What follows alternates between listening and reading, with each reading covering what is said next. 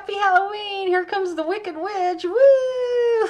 I wish I knew how to do a good cackle. You know how the Wicked Witch of the West sounds, but I'm not going to embarrass myself. But anyway, thank you, everybody. Welcome to the Magical Mystery School, where we look at the big astrological weekly events and hopefully do a little education. And thank you so much for subscribing and the likes and the comments.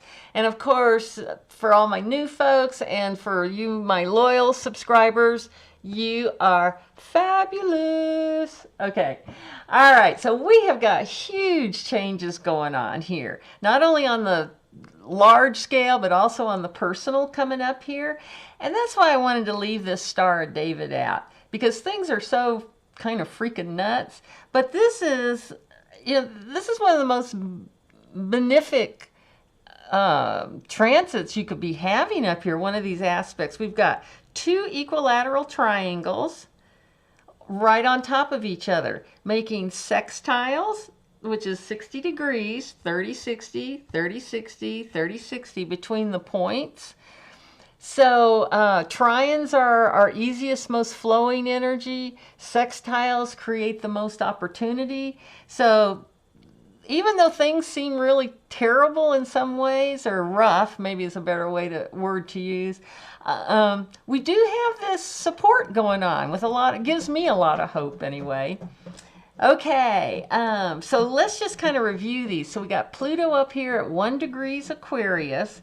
So Pluto has left the plutocrats of Capricorn. Pluto went direct October 13th, not to look back at Capricorn anymore, as far as I'm concerned anyway.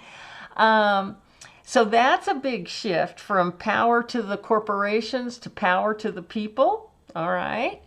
Just in, civil rights. Also Aquarius is technology and all that kind of stuff. AI, internet, all this stuff that we're dealing with. And then on October 22nd, Neptune went back into Pisces. And so it had to go over 0 degrees Aries to get into Pisces. And remember, that's our world axis point here. So that's really, really powerful. That's why if you feel like your consciousness is actually shifting, it probably is. That's what, astrologers have looked back thousands of years and have not found this kind of configuration repeated again. And, as astrologers, we always look at, what did Saturn do to me the last time it was here? And what did, Jupiter do the last time it was here? And that kind of thing. Just kind of build and learn from. So the fact that both of these planets are so close to 0 Aries is just really kind of freaky. So, and also remember that 1 degrees Aries is the nadir, or the bottom of the U.S. chart.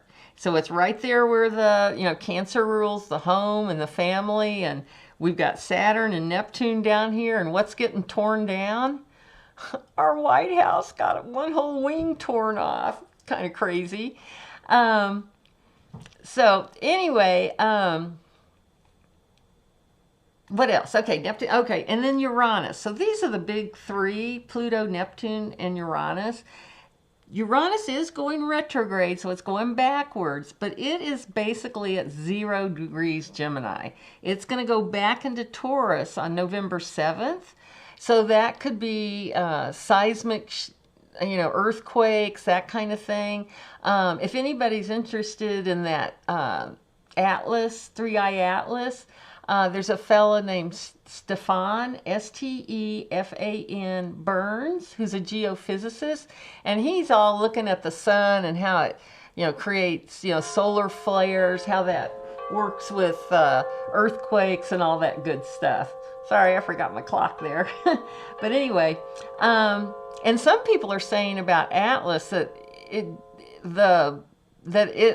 is a being itself, that it has a soul and a consciousness, and it's just zooming through the universe, And it made me think of, there's an old Star Trek from the original, where the Enterprise is called in because these people that are colonizing this planet are getting killed, and they're supposed to figure it all out. So they find it's this big, it looks like a big boulder, and Spock does a mind meld with it and finds out, they're like, this big rock has a consciousness, and it's saying, these people came to my planet and they're ruining my environment, and I'm the last one, and I've got a whole bunch of babies here, and I'm trying to find a place to have my babies, and people keep tearing them up and stuff. So it was kind of interesting. Kind of made me think of that anyway. Okay, so where was I? Pluto, Neptune. Oh, and with Neptune too, there's a big hurricane forming out in the Atlantic. I talked to my sister lives in North Carolina, and she did say, well, hurricane season's over November 1st. Let's hope. So we'll see what happens with that. Okay. So Uranus will be going back into Gemini November 7th. All right. Now, we've already got Saturn up here in Pisces, but it's only at 25. And remember, too, with Saturn and Neptune conjunction, this has been prophetic for Russia. When these were conjunct, the Berlin Wall came down. Very interesting, when these two were conjunct, it was the year Stalin died and the same year Putin was born. That's interesting, isn't it? And then also these were conjunct during the Russian Revolution, too. So we'll see what happens with Russia. I think Ukraine's taking it to them. People talk about these 3 days of darkness. Well, I think Russia is having that. And I feel for those people in Siberia. I mean, it's not like, there's people living in cities. They're not like, Alaskan, natives type people. They're actually, living in places with elevators, and they need their electricity, and their gas and oil. But anyway, okay, I don't want to digress too much. And then Jupiter is here at 25 degrees Cancer. So here we've got that beautiful trine between these two. Now that's going on right now. Now, Jupiter is going to go retrograde November 11th, so we'll talk about that next week. So Jupiter never makes it to Leo in its opposition to Pluto, but it will do that in summer of 2026. So just kind of keep that in the back of your mind there, that we're going to go through some more stuff here. Okay, and what else is shifting and changing here? Well, we've got Mars here. On November 4th, now remember the full moon is on November 5th, and I guess I should put that in. The full moon is at 13 degrees Taurus, so pretty much right in the middle of Taurus. And what that means, remember, if it's the full moon is in Taurus, that means the sun is directly opposite it in Scorpio. Because the sun, that's what the full moon is, it's shining its rays onto the moon and making it full. Whereas the new moon, they're right on top of each other and we can't see the moon. Anyway, okay, so that's going on. And but on November 4th, right before that, Mars goes into Sagittarius. Okay, so all of this is all part of this full moon. So Mars going into Sag. So that's a real shift from, being kind of secretive. Remember, Scorpio is the sex, death, and other people's money kind of thing. Loyal, but does want the truth. And remember, when Scorpio energy is negative, that scorpion level, usually it's because they're afraid. Okay, and then above that is the eagle, and then eventually the dove. All right, so let's see what else is going on. Then we have and I'm going to go over these in more detail in a minute here. I just want to kind of lay it out for you to start. On November 5th will be the full moon, and then on November 6th, Venus goes into Scorpio. So she's going to be leaving, let's all kind of get along, let's try to be good to one another and kind to one another, into, all right, It's a little bit sexier for sure, and a little bit more into being a little bit more risky behavior for Venus there. But also remember, we've had Mars go over this 0 Scorpio. We had Mercury. In fact, Mercury's ahead of Mars now, because remember, Mercury and Mars conjunct back on, oh, my memory serves me, October 20th or so. Sorry, I can't quite remember. But Venus went into Libra October 13th. That I do remember, because Venus only spent like 3 weeks in Libra. And remember, she also rules Libra. And here she comes into Scorpio. And Scorpio is ruled by Pluto. So we're going to be talking about that too in a little bit here. Because, you know, Pluto rules is a modern ruler of Scorpio. Mars is the ancient ruler of Scorpio. And Uranus is exalted in Scorpio. So we'll talk all about that in a little bit here too. All right, so we got that going on. And then Mercury did go into Sag back on the 29th of October, just a couple of days ago. And also I want to put in your minds, just remember, Mercury's going to go retrograde at about 7 degrees Sag on November 9th. Now, oops. Can you see that? Oh no, my wheels, I don't have enough headroom, huh? So anyway, so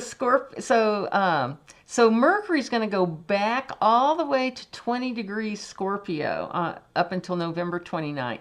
So just remember, get your plane tickets, go ahead and get everything figured out if you've got any Thanksgiving trips planned. Because the 29th is the Saturday after Thanksgiving. Okay, so next I want to just everybody to look at Pluto's 1 degree, Saturn's 25, Neptune 0 basically, Uranus 0, Jupiter 25, Venus is basically 0, Mars is basically 0 Sag, Mercury is at 5 degrees Sag, all at the full moon. So what is that telling me? If you have anything in your chart between 25 degrees and 5 degrees, you're getting hit up by something. Something's hitting you up, right?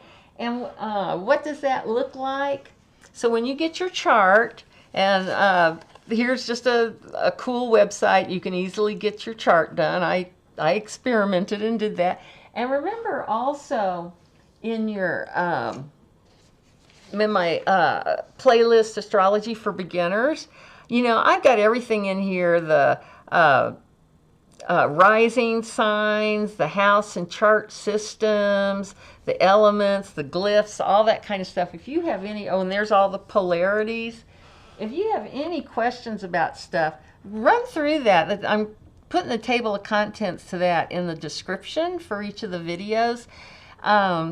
They're pretty short, then see if you might be able to get some more info. So anyway, so once you get your chart, you'll see, like, for example, for your sun, that's the glyph for the sun, as at 5, in this example, is 5 degrees Aquarius, 31 minutes. So you'll see this for each one of the planets. You'll see the planet's glyph and then its location. And each one of the house cusps will have a signature. They'll just show you the degree and the sign and the minute. All right.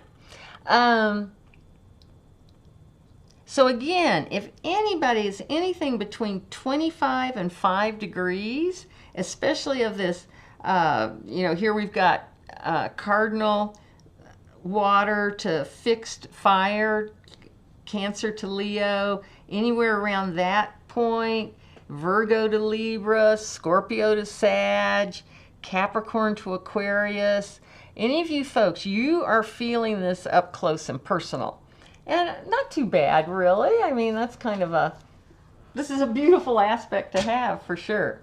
Okay, so let's see. Oh, the other thing I did also wanted to look at with Neptune going back into Pisces on the 22nd. Again, let me just reaffirm here. This is my wobble sheet. Where we have Neptune going into Pisces on the 22nd here. That's just saying Pluto went direct on October 13th. And I really thought this was going to be disinformation, because remember, misinformation was somebody like me. If I tell you something wrong, it's because I don't know. I'm just misinformation. Disinformation is when you know it's a lie and you're spreading it. And I was so concerned that we were just going to be swamped through the month of November, December, and see, Neptune doesn't go over that 0 Aries point again until the end of January.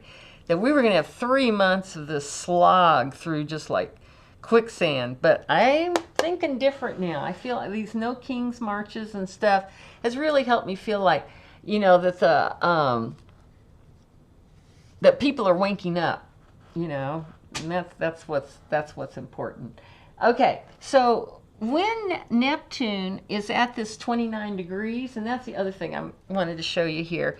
So when Neptune goes in, it's at 29 degrees Pisces, because it's retrograde, it's gone in the back door, and it doesn't go out, you know, till here. So it's at 29 degrees for basically 3 months. Look at that. It goes direct at 29-23.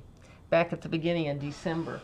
So typically that 29th degree, also called an ANARETIC degree or a critical degree, is where the shadow comes out the most obviously, okay?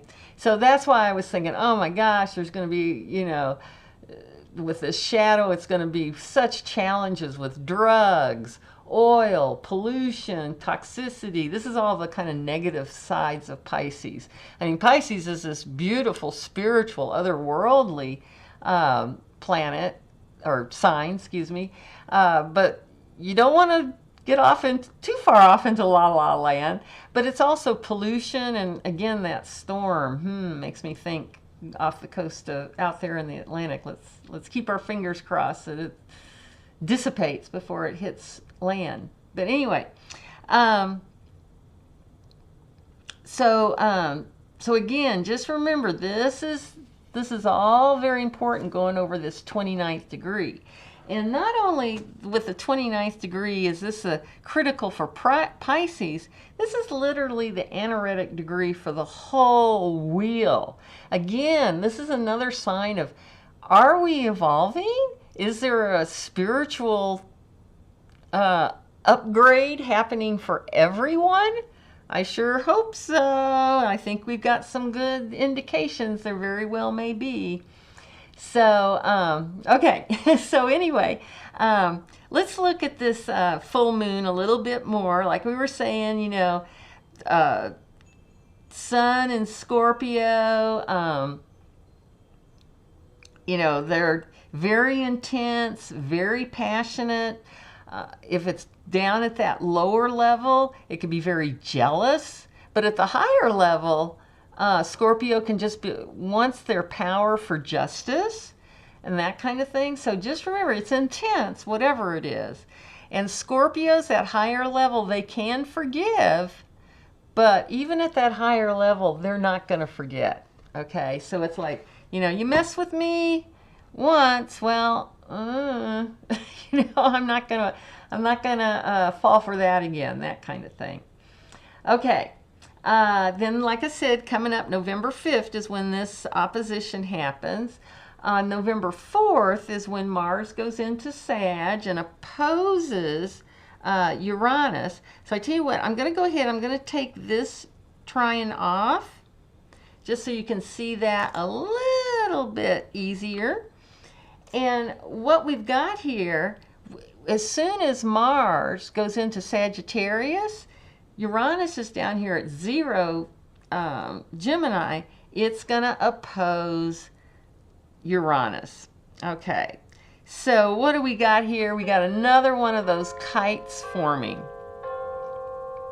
And you may be saying, oh my God, well, these kites, what's the big deal? We have them all the time. I'm going to say the same thing about yachts here in a minute. But because of this sextile, sextile, and then we got a sextile down here, trine, trine, trine. It helps create these kites. So that's why they seem so prevalent right now. And of course, the kite is helping us, you know, sometimes with, especially with a grand trine, we can get a little lackadaisical, a little lazy about how smooth everything is moving and that kind of thing. And what happens with this opposition coming in here off of these two sextiles is we get, whoa, we got some action here. We got a way to use this energy. And let me tell you, Mars and Uranus are the two most volatile planets that we've got out there. So expect big stuff to be going on, right? Now, this opposition is happening, you know, right on November 4th. So it is part of this full moon on the 5th for sure. Then already Mars is trying Jupiter on the 28th, it trying Saturn on the 29th of October. And again, Mercury just did all this, so it should seem familiar to you. And then on November 3rd, Mars is going to trine Neptune. And then, like I said, on the 4th, it will go into Sag and create this kite, this opposition here. So just, you know, pretty intense. Now, on the 5th, and remember, this is going to, Mars goes into Sag about 5 o'clock in the morning, and this opposition happens about 9:30 in the morning, Pacific Daylight Time. My times are always on Pacific Daylight Time. Okay, then we have the full moon on the 5th at 5:19 a.m. at 13 degrees, 23 minutes of Taurus. So the moon's down here in Taurus. And also remember with this Taurus Scorpio axis here between the sun and the moon, Scorpio and Taurus are also our biggest money sign. This is our money axis. So so we may be getting some real light shine down on us about our financial situation as a country as well as personally. So I think maybe a lot of people are going to be coming out to the, you know, I can't remember the expression, come to Jesus moment about money here. And we'll see. It could still be Epstein stuff with Scorpio and Venus floating around in here. To me, that just screams Epstein survivors. It could have to do with, like, you know, the ballroom. They're calling it, they're saying it's all these oligarchs are going to pay for it and everything. And I'm like, are you sure they're not going to just take... put that as a charitable donation on their taxes and get the money back from us, and we're going to pay for that ballroom, you know, that kind of stuff. I want to know the truth here. So, but with Mars and Uranus, I mean, this is Mars, this is Uranus, the tarot keys. So we're leaping off that cliff, and we're going to try to destroy that tower that has been basically... We've had, you know, we got a crown on that tower. It's time to let that go. Let that be destroyed in a sense. Okay. All right. So, and the last thing that Mars is going to do when it goes into Sagittarius, so this is going to be on November 6th, Mars is going to sextile Pluto. Remember, 30-60. If I still had my little star here, you would see that. In fact, hang on just a minute. I'm going to put you on pause, and I'm going to change things up a teeny bit. If I do it right.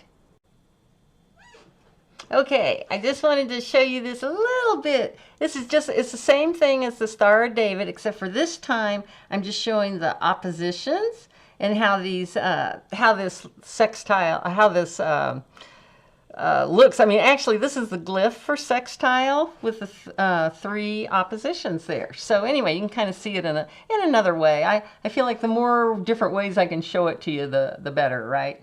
Okay, so yes, so what I was saying was that Mars will be sextiling Pluto. Okay, so there's that 30-60 between those two signs.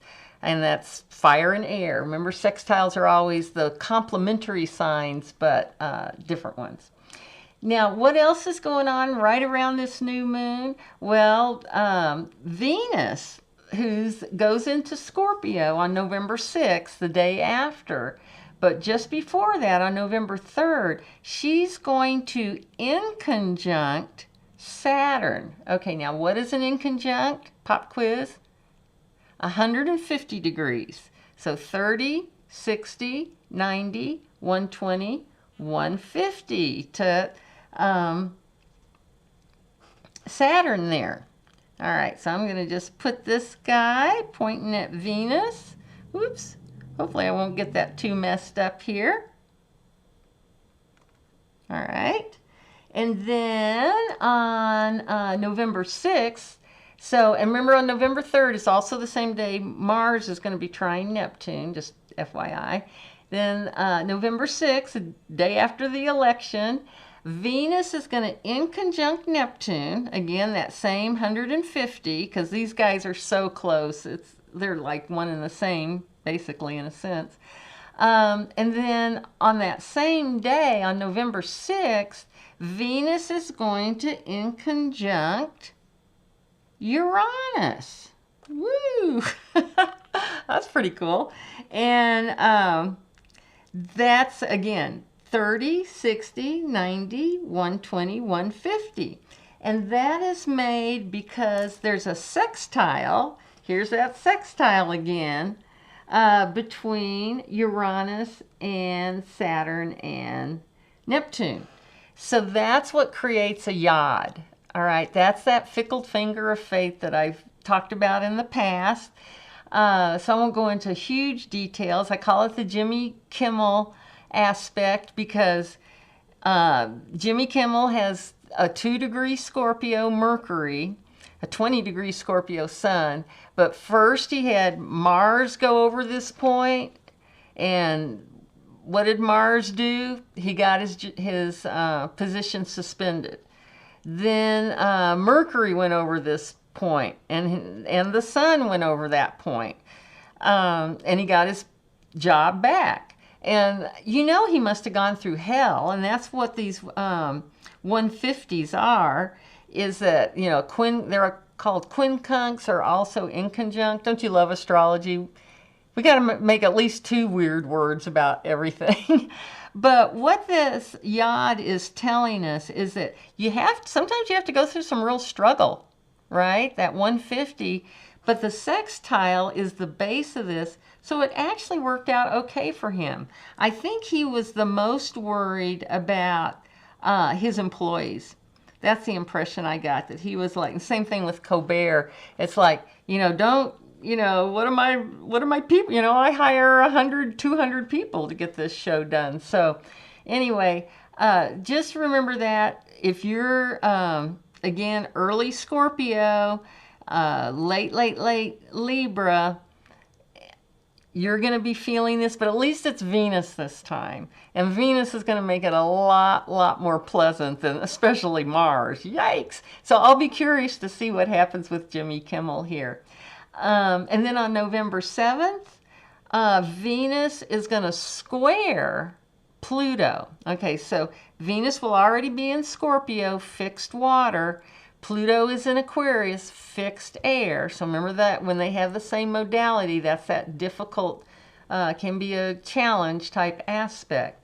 And to me, Venus, Pluto, Venus in Scorpio, again, that screams Epstein, because you know the myth of Persephone. The god, you know, Pluto saw what he wanted and he just took it.